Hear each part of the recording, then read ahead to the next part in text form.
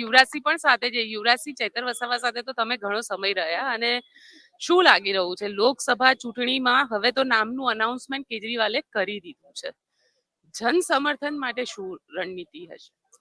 બેન કેવા જાય ને તો સોનાની થાળીમાં લોખંડનો ખિલ્લો એમાં ધરબીને રહેવું, અને આ જે ખિલ્લો હે ને ભરૂચ લોકસભામાંથી ધરબા હે, તમે યાદ રાખજો આ શબ્દ. કેમ કે અત્યારે આદરણીય કહી શકાય કે આમ આદમી પાર્ટીના રાષ્ટ્રીય કન્વીનર એવા કેજરીવાલજીએ પણ જાહેરાત કરી દીધી છે કે આવનાર જે લોકસભા ચૂંટણી છે ભરૂચ લોકસભા છે ત્યાંથી આદરણીય ચિત્ર, અને આજે તમે પણ જોઈ લીધું હશે અને તમામ મીડિયા મિત્રોના માધ્યમથી દર્શક મિત્રોએ પણ જોઈ લીધું હશે કે આ તો ખાલી ટ્રેલર હતું. હજી પિક્ચર તો હજી ઘણું બધું જોવાનું છે અને પિક્ચર હજી ઘણું બધું બાકી પણ છે.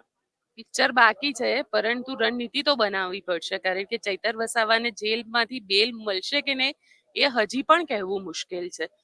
તેવામાં એમની ગેરમોજૂદગીને, કારણ કે વિપક્ષને તો ફાયદો મળી જશે, જે અત્યારે બીજેપીની વાત કરું તો બીજેપીને ફાયદો મળશે ચૈતર વસાવાની ગેરમોજૂદગીમાં.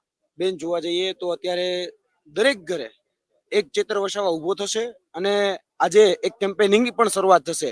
હર ઘર ચેતર ઘર ઘર ચેતર, હર ઘર ચેતર. આખી જે ભરૂચ લોકસભા છે ભરૂચ લોકસભામાં એક કેમ્પેનિંગ શરૂ થશે અને ઘરે ઘરે એક ચેતર વસાવા ઉભો થશે.